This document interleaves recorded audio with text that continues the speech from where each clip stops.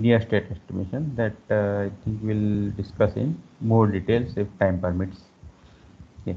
But basics I'll cover slightly in more elaborately, and you can stop me anywhere, ask questions in between. That would be easier, so that everybody has the context of the questions rather than discussion at the end, which may not be so helpful. So you can interrupt me anytime in between if required. And I hope I'll try to make this as interesting as possible, but it will be having slightly more technical details, so bear with me in that way. So we start. So the total overall agenda and outline of this session is this thing, that is introduction to the VAMPs, then the component of VAMPs, that is phasor measurement unit, that is called PMU.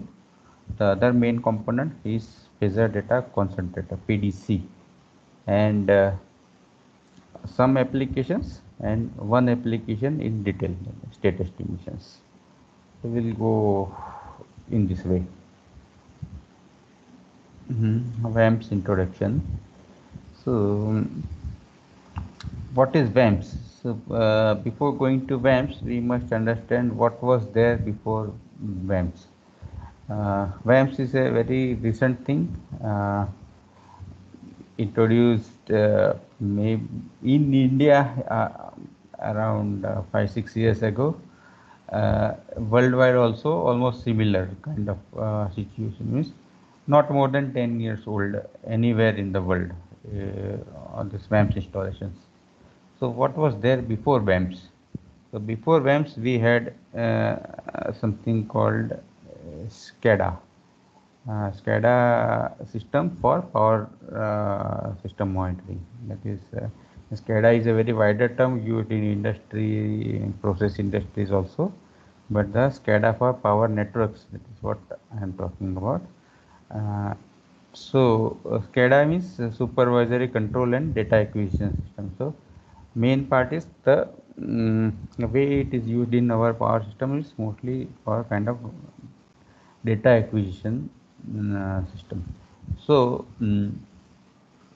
earlier we used to have a unit called RTU, that is remote terminal units, which was placed in the substations, and RTU will monitor voltage magnitude, power flow over transmission lines, some digital stress, and then transmit it over communication networks to some central location. So that part is what is the SCADA. So central location in India, and if we are talking about power systems and power networks, they are at different hierarchical levels. So each state will have its own state load dispatch center, SLDC. That is the central location where all this SCADA data comes. Then, so SLDC in Gujarat is located at Vadodara, Gotri region. In Maharashtra, the SLDC at near Mumbai, a place called Kalwa, which is there. Madhya Pradesh has SLDC in Jabalpur. So these are the central locations here which all the data used to come. And then there is a higher level above it, which is called regional load dispatch center, RLDC. RLDC means in India we have 5 power system regions. So the map shown here is for WR region, that is western region. Power map of western is actually old map, but it consists of Gujarat, Madhya Pradesh, Maharashtra, Chhattisgarh and Goa. So in these regions they have a central RLDC, that is regional load dispatch center, and the SCADA data also comes to that place. So here the people are sitting and monitoring the whole power system. Now this SCADA is a conventional SCADA, old one, developed in 1980s in India, 80s and 90s. That time we did not have so much high bandwidth communication networks. So this was designed for handling low bandwidth and such things. So it is slow. So each data point will be reported every 10 seconds, every 5 seconds, in such way. And the data that is coming to SLDC or RLDC is non-synchronous data. Means some RTU will measure it at this point, at this time instance, some another RTU will be measured at some time instance, 1 second later, 1 second earlier, in that way. And so this is non-synchronous data, and we used to work with it. Even now today also the SCADA is existing, and people do work with the SCADA. But then what next in the SCADA? What are the new further technological developments that we can make use of to improve the SCADA? So that part is called VAMS. So before going to VAMS, we'll just again refresh the characteristic of this conventional SCADA. That is, conventional SCADA assumes a steady state model of power system. This is one kind of limitation in our SCADA, because our data is slow and non-synchronized. It cannot monitor very fast event. So fast event in power systems, if you have worked with protection systems and fault and everything, you know that it requires operation within milliseconds. Any fault is cleared within 100 200 milliseconds. Such fast operation is there. After the fault, there are some power swings that may last for 10 seconds. So all these things are the SCADA is blind to all such things, because SCADA data is very slow. Once every 10 seconds, once every 20 seconds, if you see. So if any fault occurs or if a power swing occurs, the operator is helpless, because he don't even see that something is happening in our power system, because of the speed of conventional SCADA is very low. And power swing of electromechanical oscillations that are in range of 0.5 to 2 hertz cannot be observed through SCADA, because 2 hertz means if you again apply Nyquist criteria kind of thing, then to observe 0.5 hertz oscillation, you require at least sampling frequency of 0.25 hertz. 0.25 means one sample every 250 milliseconds. Such things is or one, sorry, no, 2.25 hertz means one sample every 4 seconds. That is not happening. So these are the limitations of the SCADA, and the technology limitations was that RTU measurements are time skewed. As I said, it is not synchronized. Each RTU can measure it at its own speed. Then RTU fetch time is of order of 1 to 4 seconds. So even after, say, first RTU has reported, to go to the last RTU, it may take 4 seconds, and each RTU will itself report at every 10 seconds. That is a different matter. So this is very, very slow.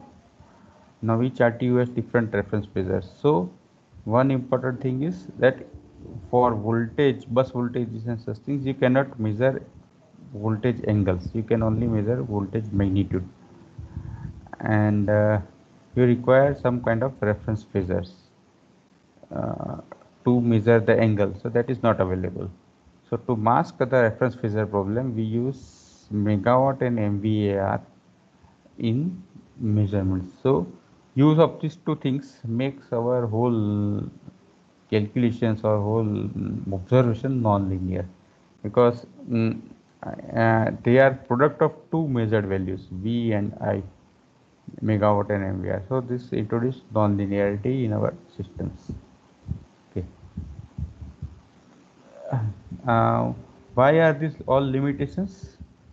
These limitations are there because of um, our system is like that. Our system is having long distances. I mean, this is the map that is showing only the WR region, where you have, say, from east to west, you can have a distance of around 1500 kilometers, and north to south also about 1000 kilometer distance is there.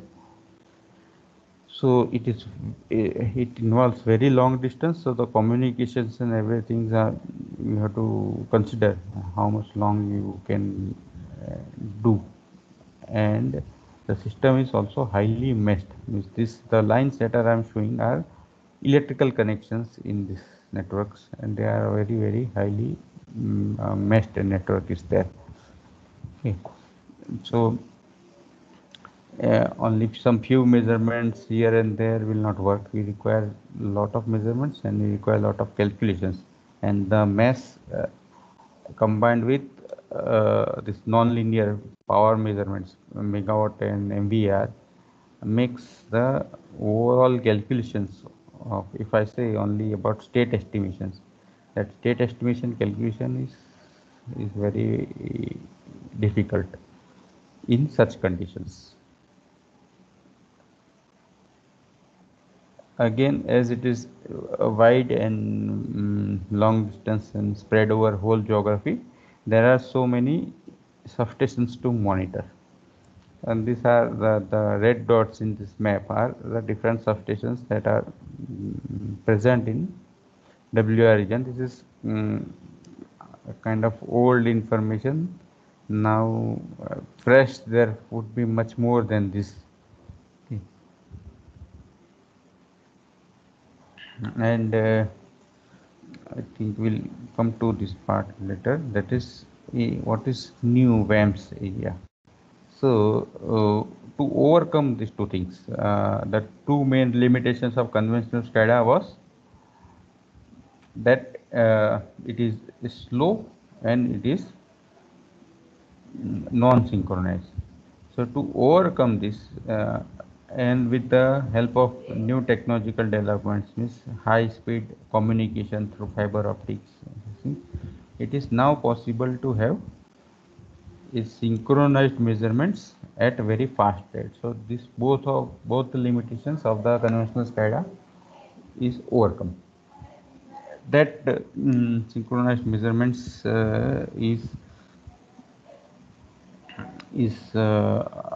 achieved in this way, that um, there is something called PMU. We'll go into details of PMU, what is it, but right now you can say that this is a unit which measures voltages and current at each bus. It is located at the substation physically. So wherever the physical substation is, so if it is substation is at Surat, Hazira, it will be located at there. It will be located at Vapi. It is located at Navsari. At different buses and different locations, substations, we have PMU. This PMU is synchronized with a time pulse that is provided by GPS satellite. I mean, right now we are using GPS technology, but any other technology can be used. Even India has now a Bhuvan kind of technologies, which also provides this time signals. Now this thing is located in the sky. It is a satellite, and it is only one-way communication from satellite down to PMU. What it gives is, it gives some timing pulse. and because it is satellite located in the sky, all the PMUs can be connected to the same satellite, and all PMUs will receive same time pulse. So the measurements done by these PMUs are synchronized. Synchronized means at any given time, at the same time when the pulse comes, this PMU, this PMU, this PMU, all the PMUs in that geographic region, or actually all PMUs in the world, will take their samples at that time. Okay, that way it is a worldwide synchronized network. Then PMU measures, as I said, PMU measures voltages and current. It is synchronized with the time, and then the output of the PMU is given out as a communication message going to a state LDC or some control center. Means in when talking with India and western regions and Gujarat region, we can say that it is state SLDC at Vadodara. But technology wise, it is at some central locations. The central location is where the device called PDC is located.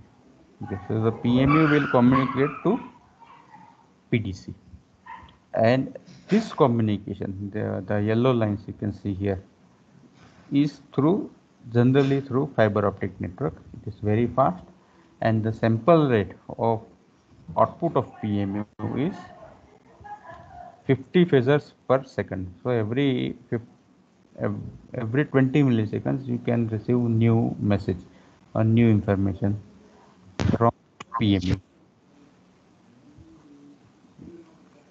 Is there any questions? Okay, we can.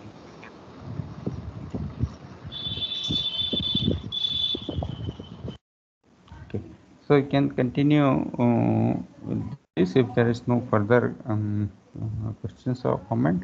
I hope you get the idea of basic PAM systems and how we overcome the two limitations of the SCADA.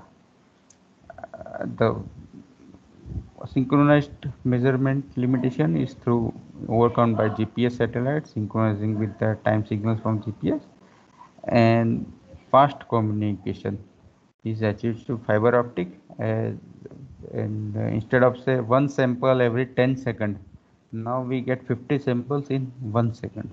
So much high speed. So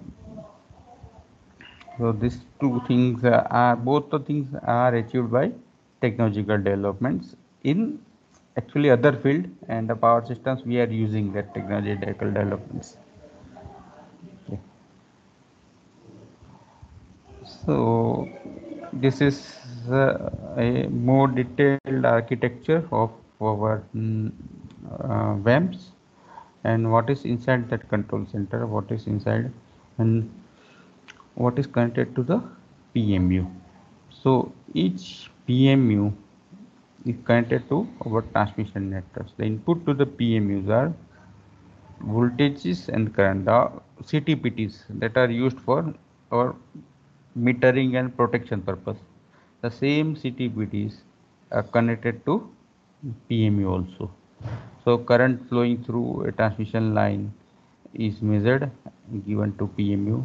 Voltage of some bus is measured and given to PMU. These are all analog connections, wired connections. In the PMU, we receive this GPS clock, and at GPS clock, every time pulse, we take samples of these things, voltages and current. The PMU will also have some computational unit which will convert this instantaneous samples to phasor values. So output of PMU is not just directly measured samples; they are the phasor values. Okay, and the phasor values is given as output every 20 milliseconds to some communication equipment within the substation, which will send it further to the communication backbone. It is cloud network. We don't know from where to where it will go. but ultimately it has to reach to our control center. So this is a detail of one substation. There could be hundreds of such substations, each one sending the data to a single control center. The control center will receive data from everyone, and then to receive it, it has this communication equipment, and then it passes on to some further computers and further places where it is useful. So this is the basic WAMPS architecture. Data is available in real time at the control center. The control centers, all these workstations, are the place where operators are sitting. If you have visited any control center, SLDC or SCADA, you might have seen very big screens and operators sitting in front of them, monitoring everything and taking decisions. So this is where it happens, and data available to them now is in real time, in very fast and synchronized. So you can take a single snapshot of a whole system at any given time. What is my system? What is power flowing at this line, that line? How many lines are connected? Which breakers are on? Which circuit breakers are off? Everything you can know at very precisely at a given time step through WAMPs. So a basic understandings of the outputs of this WAMPs is like this. And we have already seen PMU. PMU will give you measurements. It is located at substations. Voltage, current, and even the frequency is calculated by PMU given to PDC. PDC is at control center. Okay. Its main purpose is this data input and management. It will collect data from all the PMUs and then concentrate it and then give out to different applications. So the applications are one basic application is this data archival, where we just store the data. Whatever data has come, it is stored. So any future time, any given time, say what happens 1 month ago, what happened 1 week ago, if somebody wants to study or want to check, and if there is a power system event that has occurred and somebody wants to review it, all this data is stored here and can be retrieved and checked. Next word is phasor data visualization. This is where that big screens and the operator comes. You just show the data, visualize it properly for a human consumption.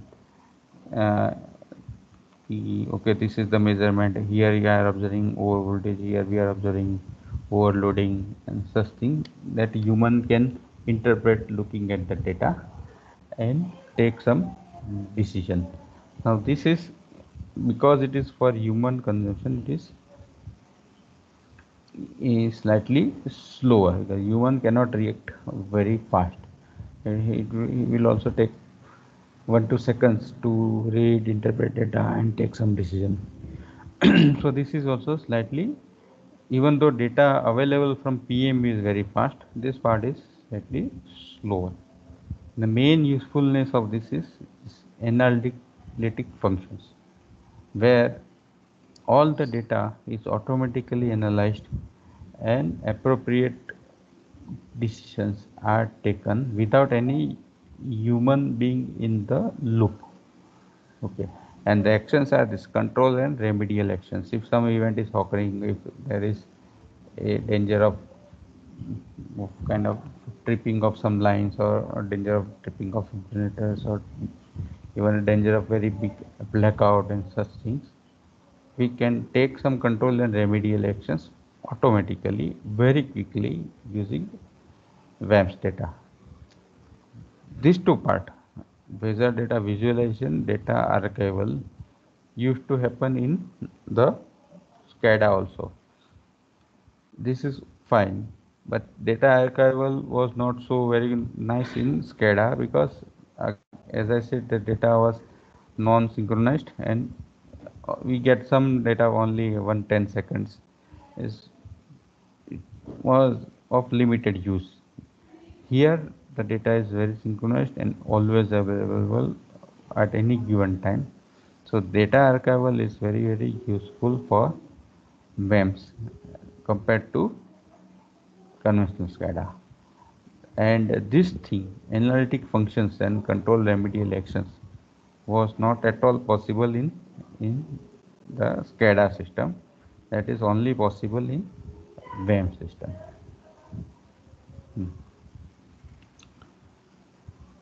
So these are the basic overview of kind of applications that we can do, and what it does is this thing, enabling higher situational awareness to the operators. Situational awareness means how is my power system behaving, because the operator is the person who is responsible for safe and secure operations of power systems.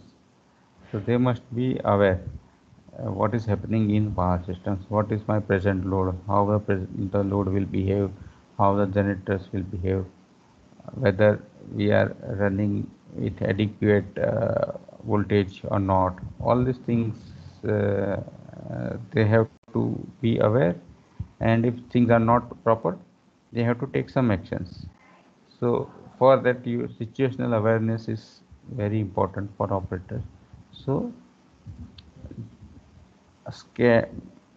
SCADA enabled some level, WAMPs will enable or enables the situational awareness to much higher level compared to the existing SCADA thing. Okay, so these are one kind of examples that we have developed at our lab in IIT Bombay. Some application tools, these analytic functions and application tools, plus phasor data visualization part.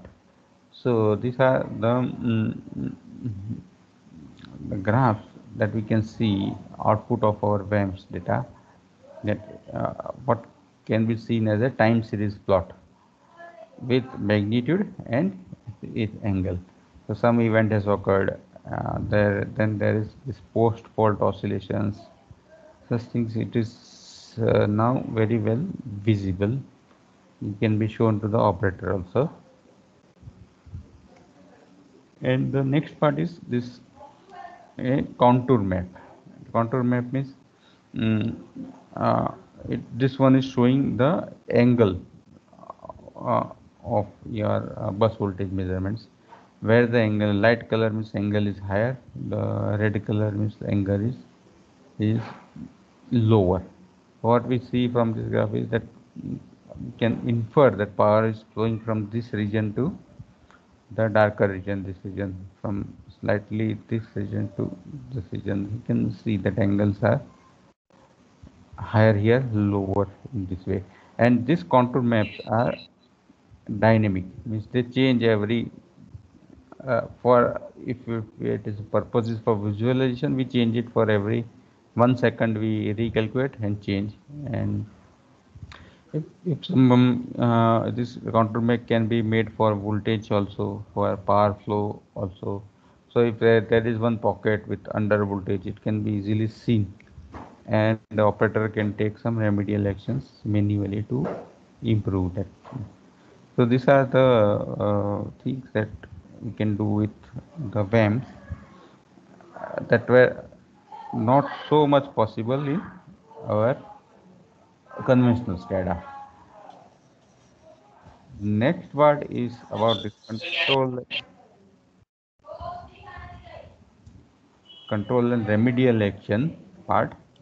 Here we can see a example of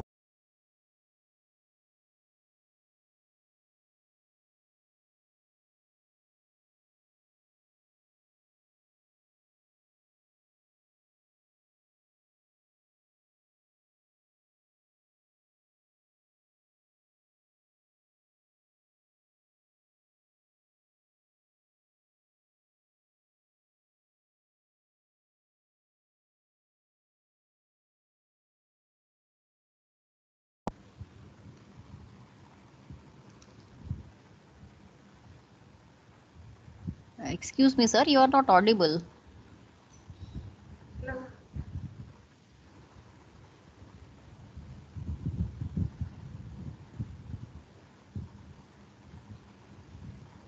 Hello.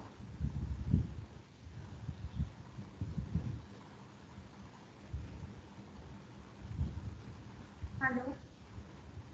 Should I try to mute the participants? Yes. Okay. Now is it okay? Ah, Okay. I think somebody muted. Okay. So. Uh,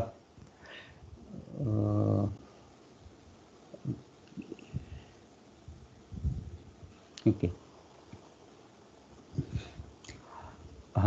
So we were here that I think you could hear this part. The visual applications. The second applications is the real-time applications where any human intervention is not possible. So these are the graphs of the frequencies that were measured during the 2012 blackout.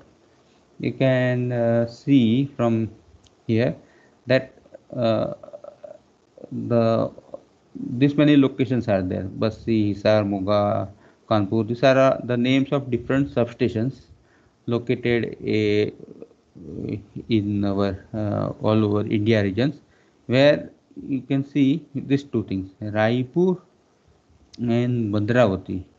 These two locations are in the western region. The western region survived in our blackout, while the northern regions experienced the blackout. So northern region is all these things: Bassi, Hisar, Moga, Kanpur, Dadri. All these things are uh, substations of the northern region. They had a blackout.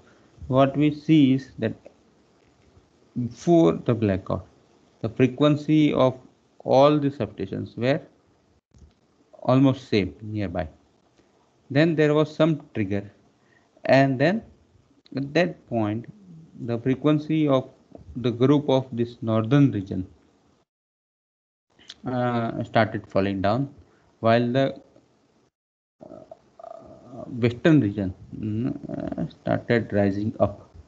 Now from here to here, means this is the first trigger point, and this point, this the where it is marked as the final separations of power swing interface, is where whole system separations took place. So the time between this point and this point is how much? It is just 3.3 seconds, from 12 seconds to 15.5 seconds. So within this much short time, uh, even though all this data is available, no human person can take any actions or take any decision to prevent uh, such blackout. So in such incidents, a automatic uh, applications or automatic this control and remedial actions are required. So these all things are not possible through normal SCADA, because normal SCADA one data point will come every 10 seconds. From here, at 22 it will show okay, everything is gone. But VAMS, we have got the data. At that time in 2012, the WAMP system in India was not so very big, and we had only this many few PMUs located at only for pilot projects.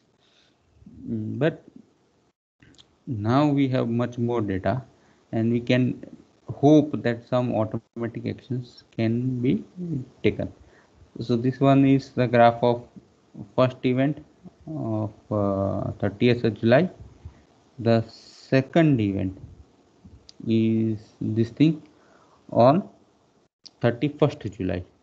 Then 31st July, also you can see that the time available is only about uh,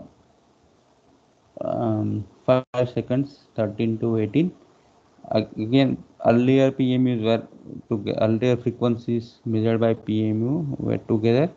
Then some event occurred and they have started separating. Here one interesting thing is that unlike earlier day, here the two frequencies came together for a very short time. So if we had taken some actions in this time, it is possible that the frequencies that had come together may have survived, means stayed together again, and this later separations may not have occurred, but such actions were not available at that time, hence blackout occurred. So applications of VAMPs is in such situations where you try to prevent such things from occurring. So now we move towards details of PMUs, and the basic introduction of VAMPs is over. So if you have any questions or comments, and you can take it now.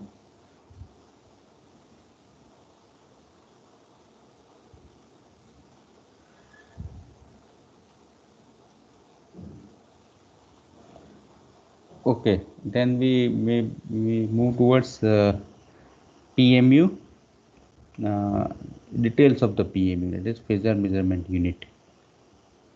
Now, phasor measurement unit consists of this many blocks.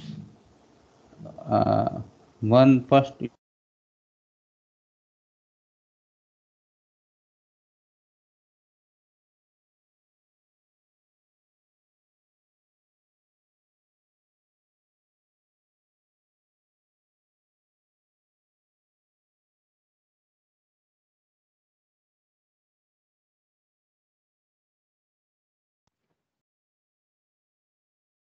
Hello, sir.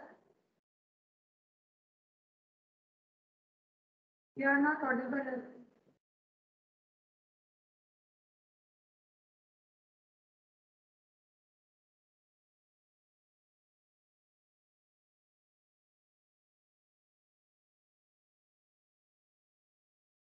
So, your mic is on, but some problem may be there.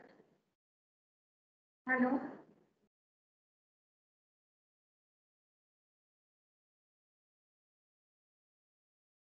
Maybe some connectivity issue. Yes, sir, will join soon.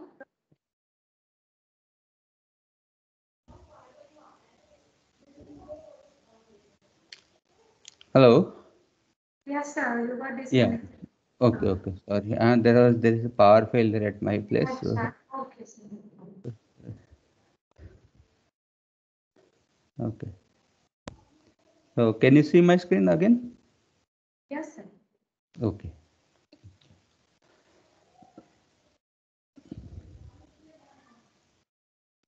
Okay. So this anti-aliasing filter is the first part where uh, we connect this analog inputs. Analog inputs are voltage and current measurements through CTVTs. This filter out any high frequency noise from the measurements, and then it is given to A to D converters. A to D converters take samples. Now this sampling is synchronized with our GPS. So we have a GPS antenna which receives the time signals from the GPS clock. That signal is 1 pulse per second. It is called 1 PPS. Now that is actually multiplied locally for higher frequency sampling using phase lock oscillators, then given to ADC. But the accuracy of this stream is very fast, so you can say that all our A to D converters are synchronized with the GPS always, and you can take synchronized measurements. Once these synchronized samples are taken, they are given to this microprocessor where the phasor calculation happens. So that is phasor microprocessor. and the output is generated, which is given out to the communication port. So this is the basic block diagram of a PMU. What happens inside this phasor microprocessor is what we are much more concerned with. So to understand what is happening there, we first need to look at definition of synchrophasor. And before synchrophasor, we must understand what is a phasor. So phasor is, everybody, at least power system engineers, are aware about phasors. So phasor is a representation of sinusoidal quantities in terms of a complex number. A complex number means it can have magnitude and angle, or it can have real and imaginary part. So then at the beginning of all our studies, we must have known that for any phasors, we require some kind of reference. What we say that this is angle 0, and we have taught to our students every time that this phasor and the reference is arbitrary. You can take any one of the phasor as a reference, and then later all calculations are with respect to that arbitrary reference. So that is what is existing till now. But in synchrophasor, this reference is not now arbitrary. It is fixed with a absolute time obtained from the GPS clock. So anywhere in the world, if we talk about now synchrophasors, that means it would be always synchronized with the absolute time. So the angle 0 of the phasor is not any arbitrary thing. It comes from our synchronized measurement of the clock. That is what is called synchrophasor. Okay, instead of just phasor, now it has become synchrophasor. So a phasor, there is a standard called C37118 on which all this PAM system is based. So according to that standard, some definitions I am just writing here. The complex equivalent of a cosine wave, of simple cosine wave quantity, such that a complex modulus is the cosine wave amplitude and the complex angle is the cosine wave phase angle, is called phasor. And synchrophasor is what? A phasor calculated from the data samples using the standard time signal as the reference for the measurement.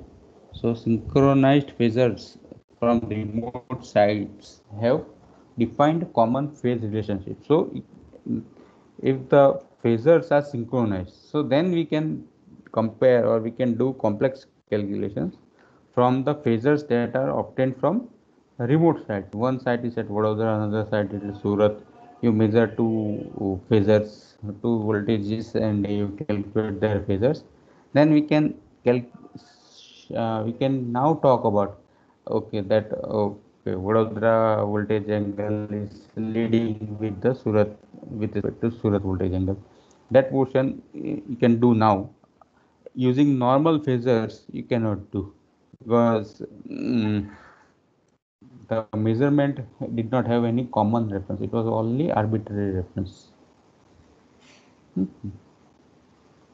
So going to further details of, so synchrophasor is any quantity x with respect to t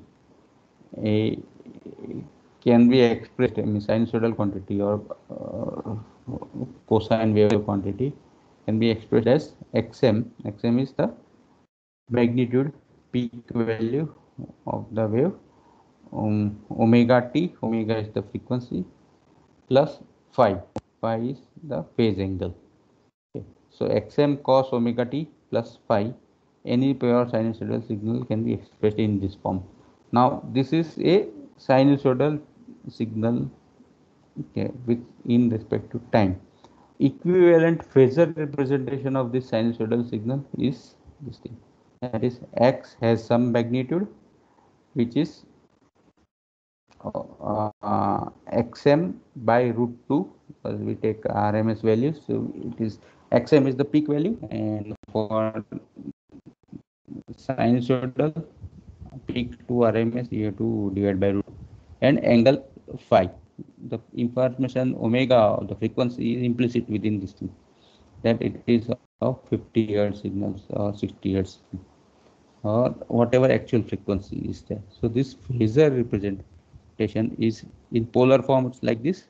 In rectangular form, it is xr plus jxi. Xr is xm cos phi, xi is xm sin phi. So now, because everything is synchronized with UTC time, so this phi part, instead of phase angle being arbitrary, it is now fixed with respect to the UTC time reference. So here I have given some example of how this angle phi is calculated. Okay. So this T1, T2, T3 are time ticks available from the GPS clock. So at this time instance, uh, what is my phase angle? If you want to determine, you can determine that the time difference, or in terms of angle, the angle difference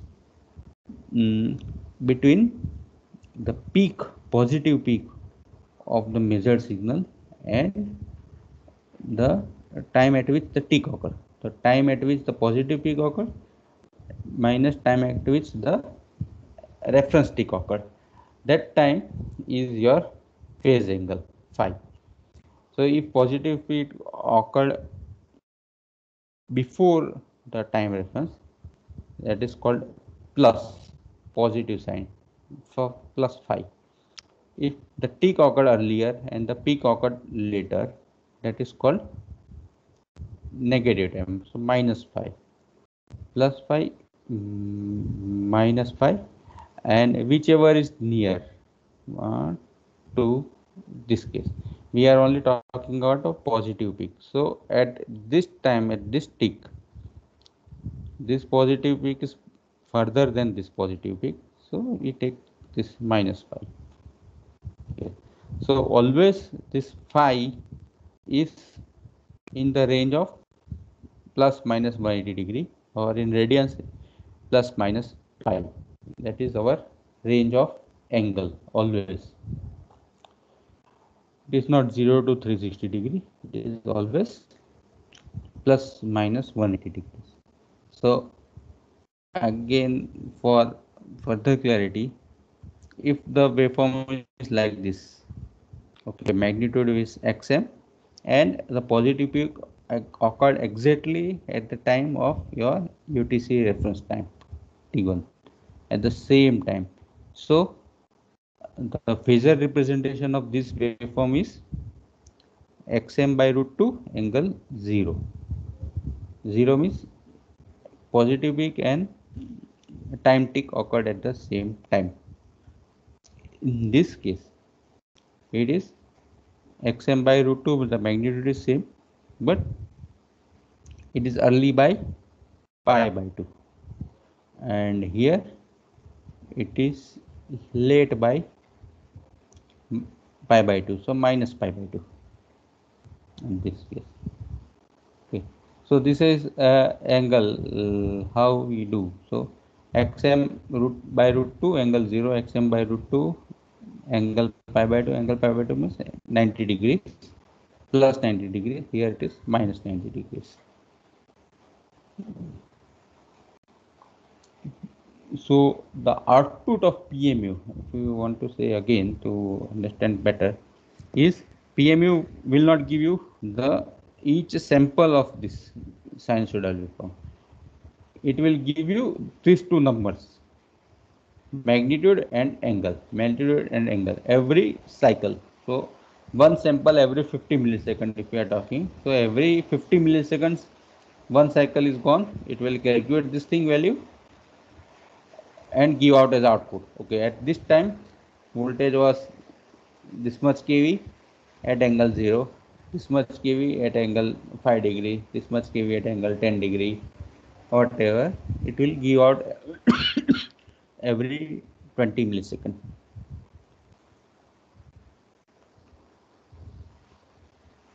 Okay, and with the message that okay, this value is this, always this time reference is attached, it is timestamp.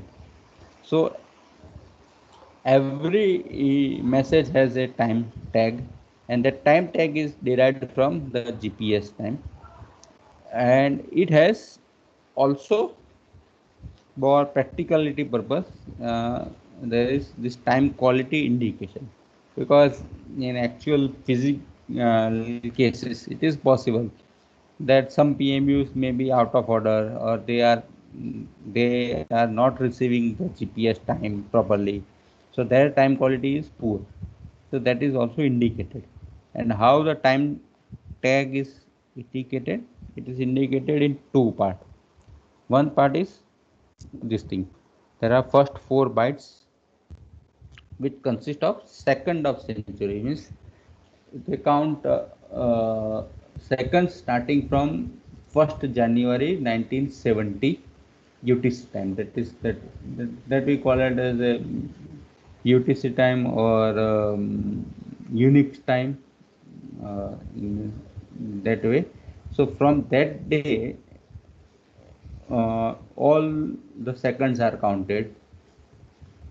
So that second count is going always increasing, and then within that second there is a 3 byte of fraction of second, because each second will have 50 samples, so we require fraction of second also. So that is how the each message is time stamped, and the time tag is attached to it. The accuracy of time tag should be less than 1 microsecond. So if the time quality of time tag says that it is of good quality, that means we are sure that it is as accurate as within plus minus 1 microsecond from the GPS time. So this is very good accuracy compared to anything else we have seen in our power systems. Okay, then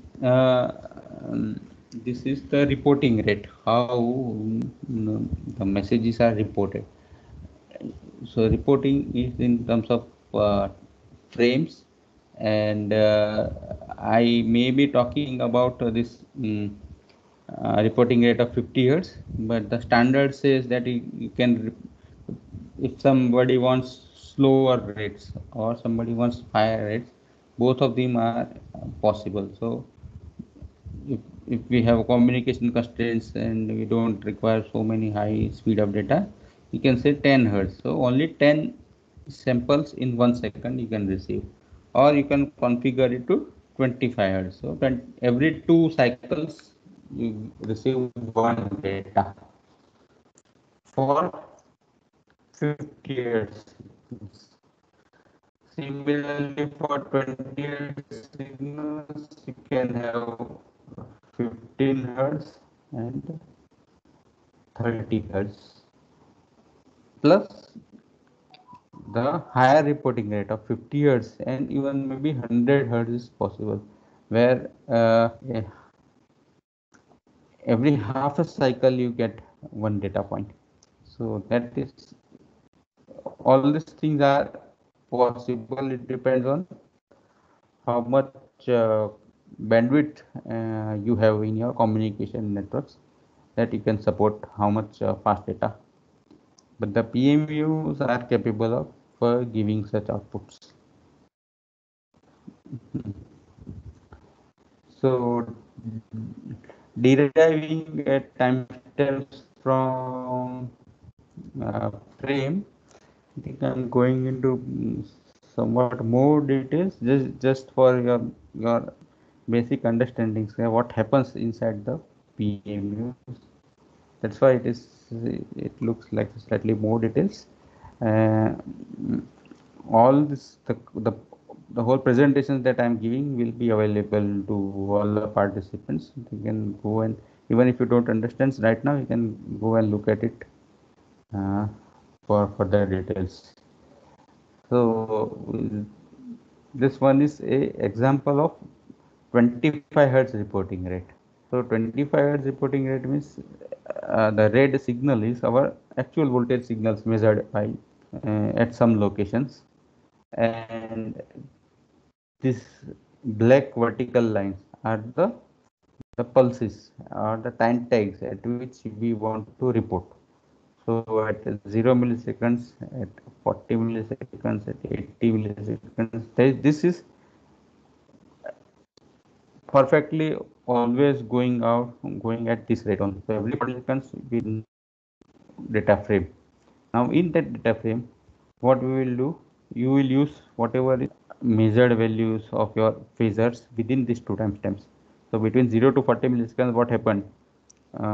You calculate the phasor values at this timestamp. What is the peak value when where it will occur? So derive whatever is plus minus, and then apply that values along with this timestamp key of the data. And then again wait for further 40 milliseconds. So 0, 40 milliseconds, 80 milliseconds, 120 milliseconds, you will get continuous data. Okay. Now, practically how to calculate these phasor values. So this is one, there's no one way of calculating phasor values. Uh, each manufacturers can have. Here I am just describing a digital Fourier transform algorithm to find out the values in for our PMU phasor calculation purpose. So this small x is the sampled values derived at every delta day time. Okay, and the base standard formula for DFT is that you take n samples or n samples per cycle, and it would be helpful if n is even samples per cycle. Then you take apply this formula for n samples for k equal to 0 to n minus 1, this into e raised to minus j k, and you sum it everything, divide multiply by root 2 by n. It will get you the phasors in complex form, because e raised to minus j is there, that this portion is the complex. The measured values are always real. Output is finally a complex number with magnitude and angle. More suitable algorithm is the centered DFT. Centered DFT means instead of from k to n minus 1, we take k from n by 2 to n by 2 in this form, minus n by 2 to plus n by 2. So this is better explained by a diagram. I'll just show here. It's like this. So if we have this many samples, 20 samples are there. This red plus sign is one sample, and you take 20 samples and you apply this formula. Okay, you can, and the sampling time is from 0.5 millisecond to 19.5 milliseconds, centered one exactly. So at this point is 0.01 or 10 millisecond is the exact center point of that samples. You can calculate or you can obtain using that formula directly these numbers. The magnitude is 1 peak, so RMS value would be 1 by root 2, and the angle is 0 in this case using this 20 samples. So this is the how inside PMU the phasors are calculated. So to do these calculations, you require phasor microprocessors, which will perform this, take the samples and perform these calculations. Okay. So some more examples here. So this one is example of angle 0 degrees. This one is example of plus 90 degrees. So we have 20 samples starting from here to here.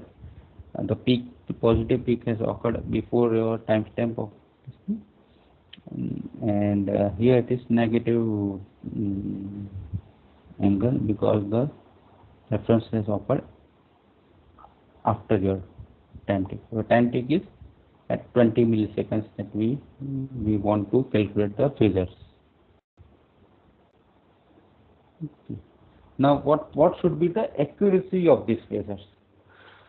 PMU standard also defines this accuracy, and the accuracy is calculated in terms of this total vector error. Total vector error is defined like this, that XR hat and XI hat are the estimated phasor, real and imaginary parts, and XR and XI are the actual ones.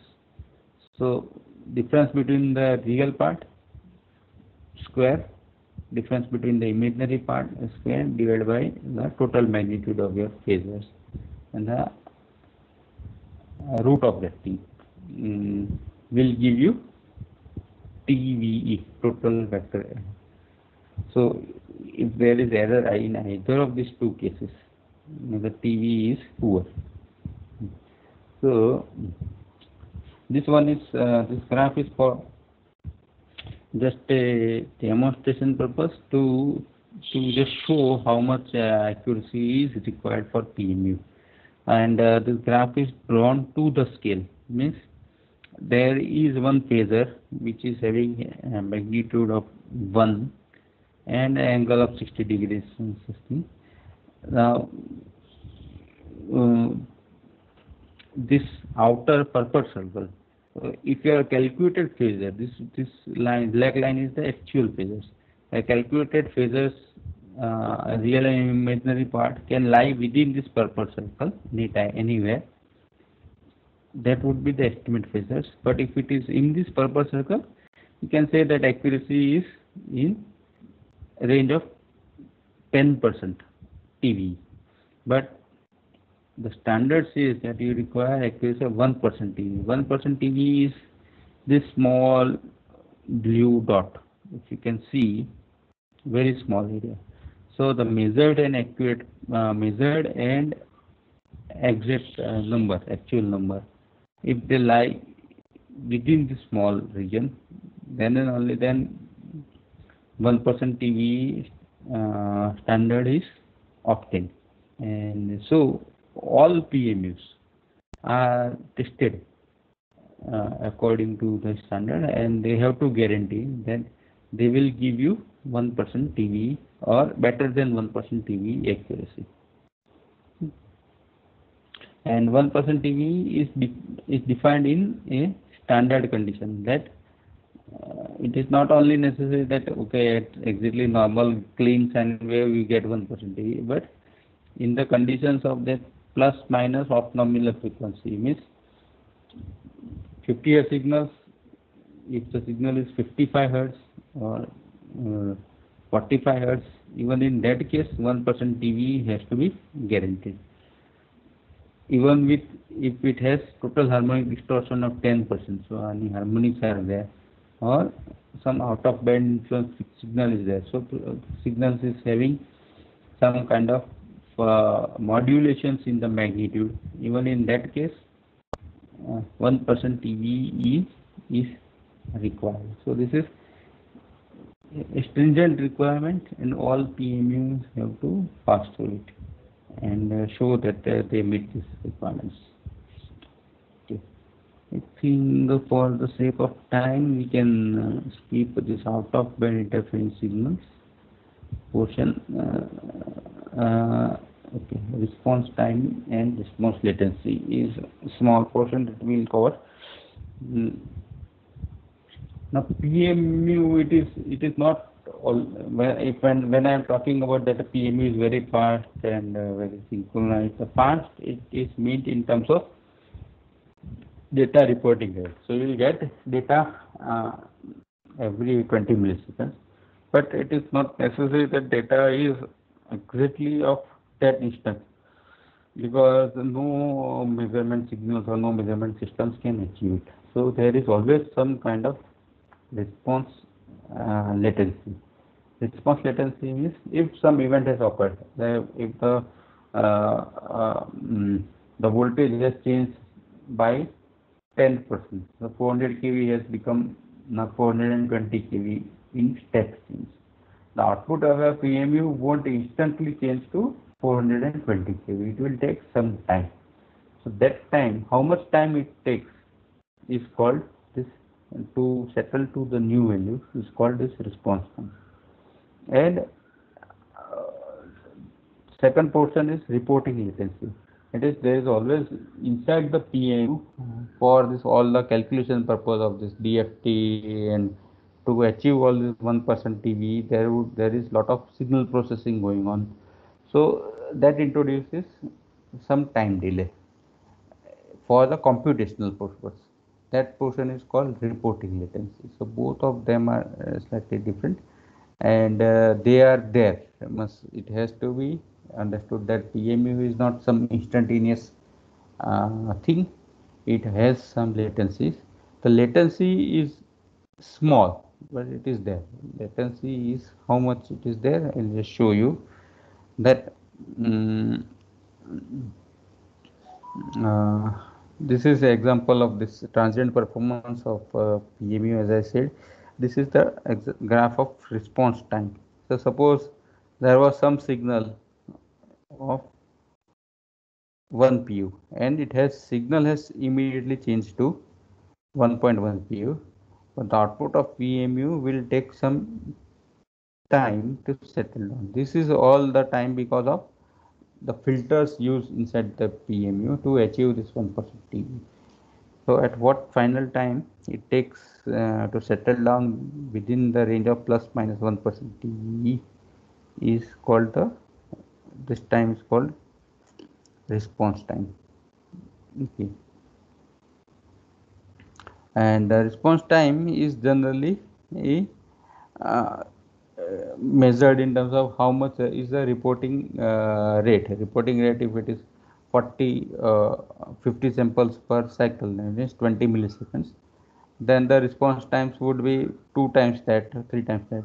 So 40 milliseconds, 60 milliseconds could be the response time that is allowed by the standard. So always for any transients you must expect that there is a delay of 60 milliseconds always. Okay, this 3 by fs, 5 by fs, 3 by fs is 1 fs is 1 by fs is 20 millisecond, fs 50 hertz means, so 3 into 1 by fs means 60 milliseconds or 100 milliseconds. 5 by fs is the response time for allowed in the PMU, and over and above this there would be a reporting latency also. Okay. Then again small discussions on the accuracy class of PMU. All PMUs may not be required to be so much accurate as this kind. Some applications say that some inaccuracy is tolerable. So there are two classes of PMUs. One class is called P, another class is called M. The P class PMU is slightly faster, so it has lower latency and lower response times. So fast response times and low latency, and has wider operating range, measurement range, but overall accuracy of P is slightly poor.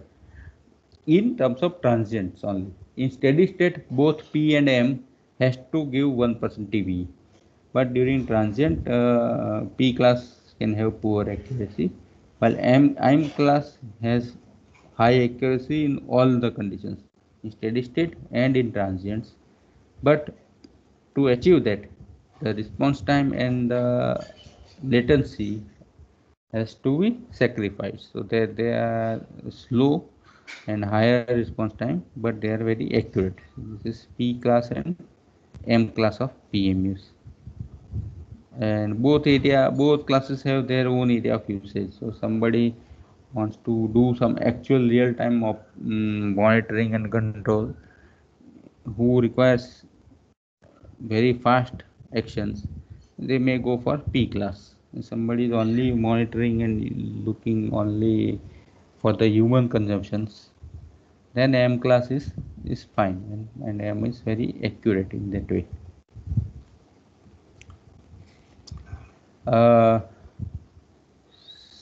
Small portion on PMU placement is there. It is actually now PMU placement is just covered it for the sake of it, but it is very old thing, and present day is not so much relevant, in the sense that earlier, when the technology on WAMP technology was very new, the PMU were very costly, and so people wanted to optimize it, so that whether we can place PMUs not at all the substations but only at few substations, and still monitor our power system network, whether it is possible or not. So it is actually possible. You can do it with fewer number of PMUs. It is there, but with the progress of time and the improvement of the technology, overall cost of the PMU is very reduced. Overall cost of the communication is also reduced. So nowadays it does not make much sense to have this PMU placement optimization part. You place PMU at all the substations. That is the present guideline in India and almost everywhere in the world, that you place PMU at all substations.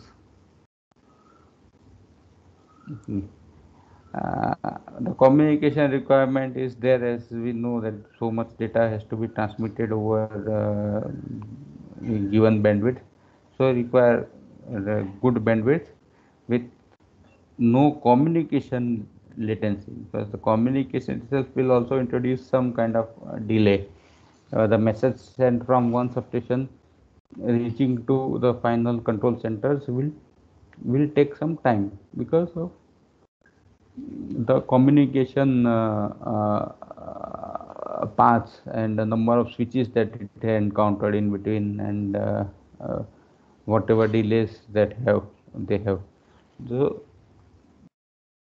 So few tenths of milliseconds is even wasted in that part also. Okay.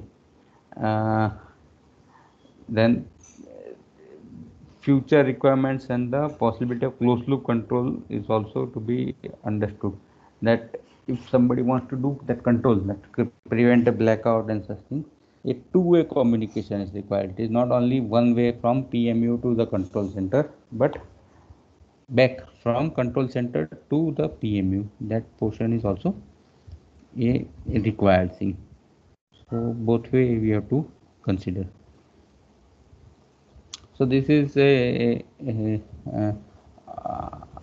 topology of WAMP's communication network, and how it is there in typical cases. So you have PMUs, then you can have some local level PDCs also. Means a PDC that is connected to few PMUs, and they can have very high speed communications. Then you can have build another layer of PDC which is connected not directly to the PMUs but to this local level PDC. So all the PMU data of this PDC is sent to this PDC. All these three things will be sent to this you can have this dotted line. You can have some PMUs which are directly reporting some important PMUs. You don't want to pass it through them and want faster data from them. You can have it directly reported also. And further is also possible. So you can build hierarchy as you go on, but each hierarchy will introduce some delay. So some high speed decisions, if you want to take 10 to 100 millisecond time frame, you take locally. Further 100 to 1 second time frame is at mid level, and at state level or super PDC you do real-time monitoring where the delay of more than 1 second is tolerable. Yeah. So I think this is what I had discussed earlier. It was all regarding the PMU part, the box that is sitting in the substations. If you move towards PDC, PDC is a kind of software thing and not a physical hardware part. It is sitting at the control center which receives this PMU data. Okay. So the PDC is a first level where data is received and stored by time tags from multiple PMU. Each PMU individually will share the data. Each PMU may share the same communication network or may have its own dedicated path. Anything is possible. Ultimately, the data is to be received by PDC, and to make a total snapshot of a power systems, you require data sorted by time tags of multiple PMUs. So it is possible that one PMU is giving data very early.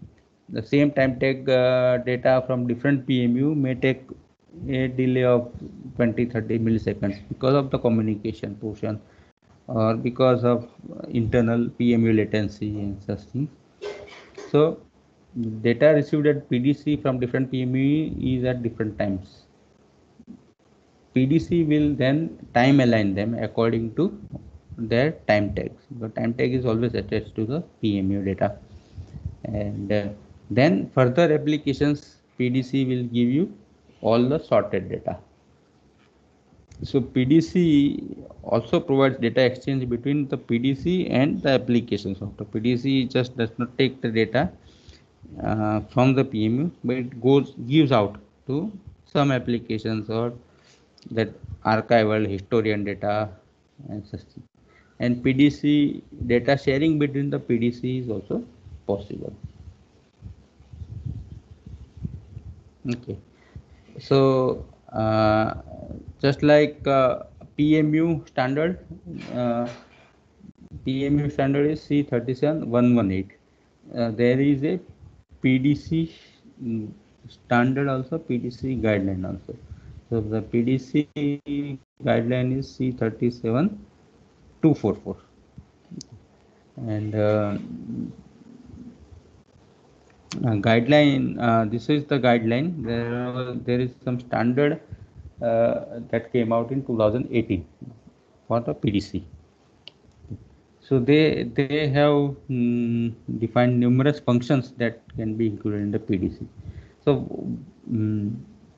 what kind of functions PDCs support is this, that functions of PDC is PDC works as a node in the communication network where synchronized data from numerous PMUs is processed and fed out to single stream of a higher level PDC, performs various quality checks of the phasor data, and inserts appropriate flags in the correlated data. Quality checks means PMU data can have some kind of errors like time synchronizations and such things. So wrong PMU data or some PMU data may not be received also because of communications error. So PDC handles all those things, such that the lower level, higher level function, actually the application functions don't have to worry about all such things.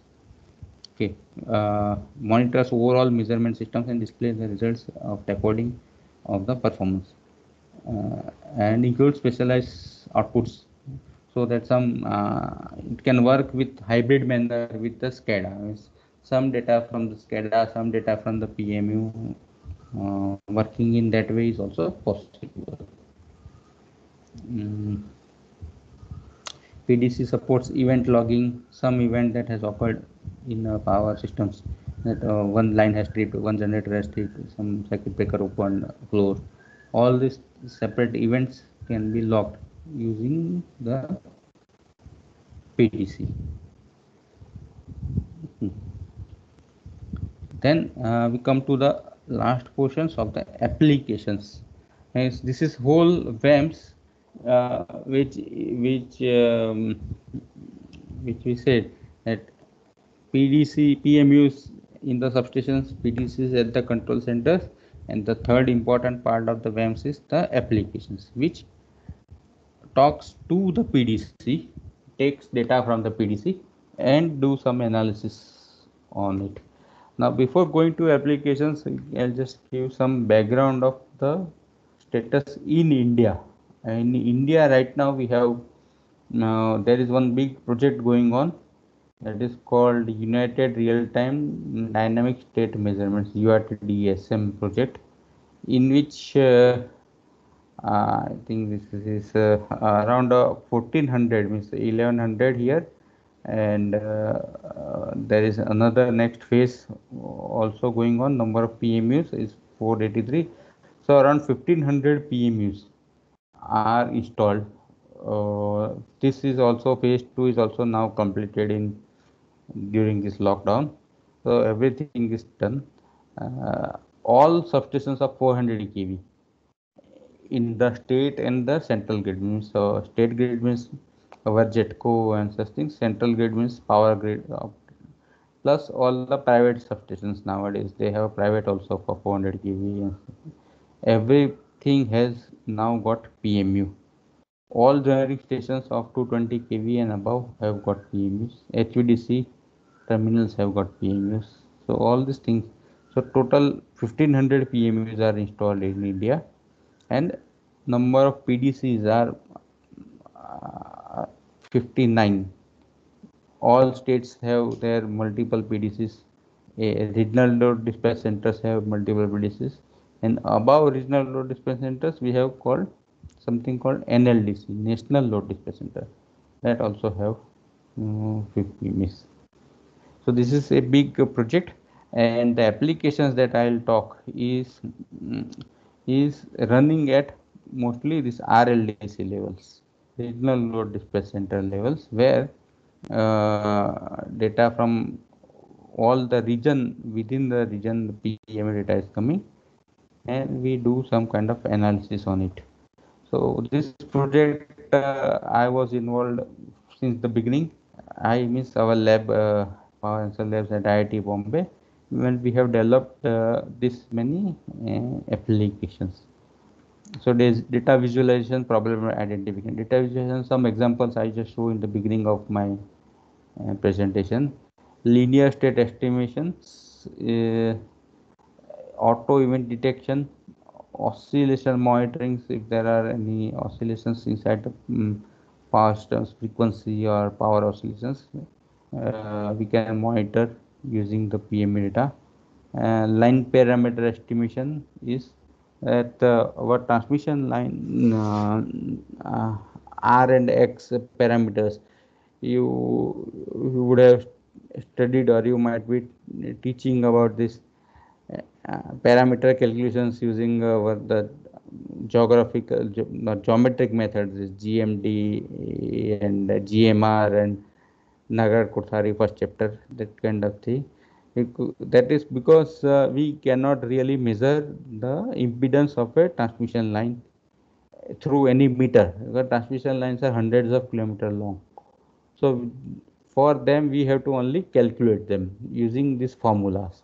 But with this PMU measurements available now, we can do actual measurements of this line parameters, and instead of that book formula we can do estimate the R, X and B from the measurements and use them for our further studies. The studies means load flow studies, and everything will require this line parameters. It's line impedance, so that we can get it. So that one very nice application developed using WAMS data. Then vulnerability analysis of distance relay. This is also very good important applications, which shows that power swings that is occurring in the power system. Sometimes these power swings are very strong and very dangerous. They can be misinterpreted as a fault by distance relays. So zone 3 of distance relay, and it can result into false tripping. So one important transmission line that is there, which it may go away because of the false tripping due to power swing. This is also very standard applications you might be teaching in the power system protection course. But achieving this using local measurement is very difficult. Using WAMS data, it's very easy, and so that portion applications we have developed. The final application is supervised operation of zone backup relays, is where we are right now focusing. It is a very ambitious project to actually do some kind of supervised control using WAMS, and try to improve the security of power systems for backup relays. So these are the details of that line parameter estimations, what we can estimate. If you have PMU at 2 buses, so you get measurement of V and I12, similarly V2 and I21. These 4 measurements are available. From these 4 measurements, you can calculate what is the resistance of the line, impedance of the line, and the shunt pi model of that line can be estimated. This was not possible earlier without WAMS and PMU data. This is what I talked about, the vulnerability assessment of the distance relay part. Okay. I don't think I have time to go into details of the state estimation, but I'll just give you only explain this diagram. What it shows is that state estimation you can perform using the SCADA also, and using WAMS data also. But when you are using WAMS data, it becomes linear state estimation, because there is no non-linearity in the measurements. And the linear state estimation, the advantage is that you don't face any non-convergence, because the SCADA state estimation that is non-linear, it is almost similar to our Newton-Raphson method, means fast decoupled load flow using Newton-Raphson method. That we have experienced that it can converge in most of the cases, but in few cases, typical cases, it may lead to non-convergence. And if there is non-convergence, we don't have any results. So we don't know what is the state estimation output. But in linear state estimation, there is no such issue. It is always converge, always give some results. So that way it is more advantageous, and because there is no iterations, it is very fast. So you can do it every timestamp. So every 40 milliseconds you can do new state estimation, and the further applications can be developed using this high speed state estimations. The input of this state estimation is the measurements. The measurement is the PMU measurements that we are doing, that V and I, and the digital status. Other input is mostly static thing, the topology. Topology means how the system is built, which line is is there between two stations of say we have a transmission line between Vapi and Boisar. So that is the input given in a topology and the parameters of the line. The topology is a static, parameters is static. Measurements are updated every 40 milliseconds or every 20 milliseconds. Then you do linear state estimation. The output of linear state estimation is this bus voltages at all the buses and this model, that is structure and parameters. This is a very important output in a way that topology is thing that is built, but it is not necessary that whatever thing that is built is available right now. So there could be possible that okay, line between Vapi and Boisar, the circuit breaker are open, so that line is out of service. So actual model that we want to use right now will not have that line because that line is out of service. So this thing is why I am emphasizing this is in our academic portions we always do state estimations and we give output of this bus voltages, and we always check performance of our state estimations from this paper and that paper on how well estimates we are giving for the bus voltages, while in practical thing more important is this thing, that is structure and parameters, as well as the bus voltages are important, but with the same importance this network is also there. But this is the network which is right now operating. The system operator is most worried about present state. How is my system looking at present right now? We may have built hundreds of lines, but if only 50 lines are available for power flow, then that is where that information the system operator is looking at for. So output of state estimation has to consider this portion also. I think there are further details which I will not be able to cover, but the presentations is available with you. And I think now if we have further questions that I would like to take for the sake of time. There is on examples also for 14 bus. I think it is for later questions. Yes, participants, you can unmute yourself and ask questions.